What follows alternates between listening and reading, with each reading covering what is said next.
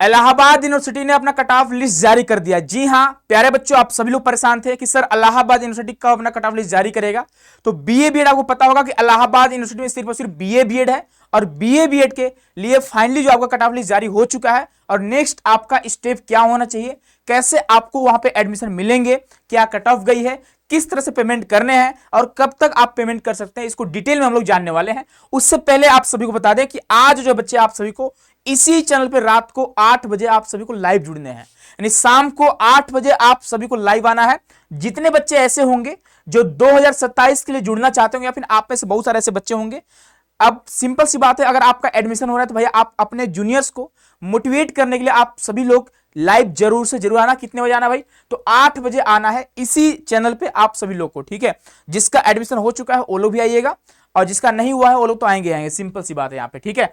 तो चलिए स्टार्ट करते हैं यहाँ पे सेशन को अपने। और यहाँ पे आप देखोगे इलाहाबाद यूनिवर्सिटी की तरफ से एक मेरिट लिस्ट जारी करी गई है, ठीक है। यहाँ पे आप देखोगे, है ना, अगर हम पूरा नीचे आएंगे स्क्रॉल करेंगे तो कुछ और बातें लिखेगी। यहाँ पे फर्स्ट कट ऑफ लिस्ट जारी कर दिया गया है, ठीक है।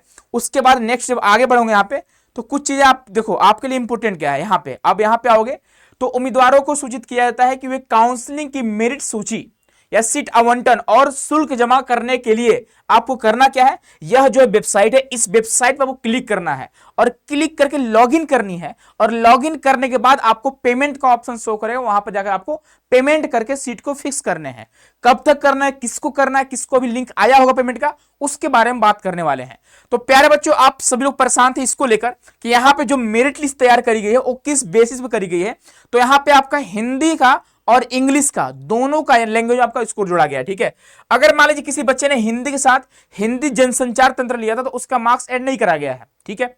और किसी बच्चे ने अंग्रेजी के साथ यहाँ पे अपना इंग्लिश कम्युनिकेशन लिया था तो इसका मार्क्स ऐड नहीं करा गया, ठीक है। यानी हिंदी लैंग्वेज एंड लिटरेचर और इंग्लिश लैंग्वेज एंड लिटरेचर का मार्क्स ऐड करा गया है। साथ ही साथ 3 आपका डोमेन सब्जेक्ट, एक जनरल टेस्ट और एक आपका टीचिंग एप्टीट्यूड, और इन सबको जोड़कर अगर आप कट ऑफ क्लियर कर रहे हो तो भाई आपको पेमेंट का लिंक मिला होगा, ठीक है। उम्मीदवारों को उपयुक्त विधि से प्राप्त कुल अंकों के आधार पर सीटें आवंटित की गई है।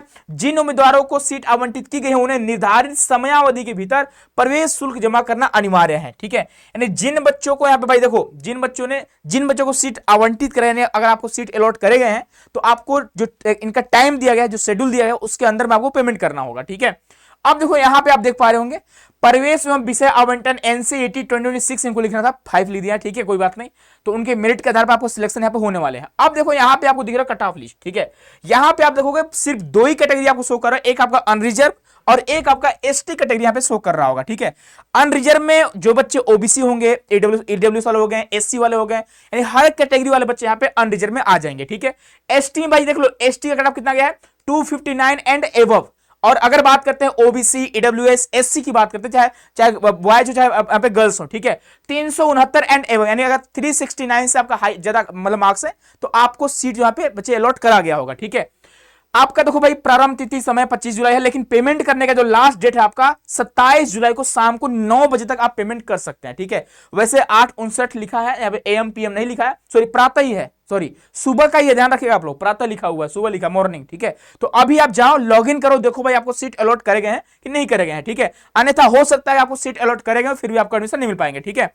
उसके बाद नेक्स्ट आगे बढ़ेंगे, यहाँ पे उसी को इंग्लिश में ट्रांसलेट करके इन्होंने लिख दिया हुआ है कि आपको जाना है, लॉगिन करना है, वहां पे आपको शो करेगा पेमेंट का ऑप्शन, आपको पेमेंट कर देना है, ठीक है। बस अभी आपको यही इतना ही करना है, कुछ नहीं करना है, और इस बेसिस पे आपका एडमिशन माना जाएगा। और फिर यहाँ पे डॉक्यूमेंट्स वेरिफिकेशन के लिए आपको बुलाए जाएंगे। लेकिन ध्यान रखिएगा यह जो लिस्ट है इलाहाबाद यूनिवर्सिटी का फर्स्ट कट ऑफ लिस्ट है, अभी सेकेंड, थर्ड, फोर्थ आना बाकी है। देखो बहुत सारे कॉलेज में बच्चे लगातार एडमिशन ले रहे हैं, तो कुछ ऐसे भी बच्चे होंगे जिनको यहाँ पे सीट अलॉट करी गई होगी, लेकिन ऑलरेडी कहीं ना कहीं एडमिशन ले चुके होंगे। तो अभी सेकेंड राउंड आएगा, इसका थर्ड राउंड आएगा, फोर्थ राउंड आएगा, स्पोर्ट राउंड भी आती है, ठीक है। तो उसके लिए आप परेशान बिल्कुल नहीं होइएगा।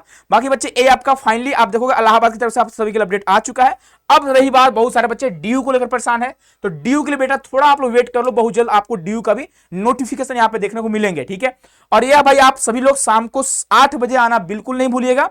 जितने बच्चे होंगे जिनका सिलेक्शन हो भी चुका होगा वो भी बच्चे, जिनका नहीं हुआ उनको भी आना, ठीक है। तो मिलते हैं हम लोग नेक्स्ट वीडियो में नेक्स्ट अपडेट के साथ। अपना ख्याल रखिएगा। बहुत बहुत धन्यवाद, बहुत सारा प्यार, खूब सारा आशीर्वाद।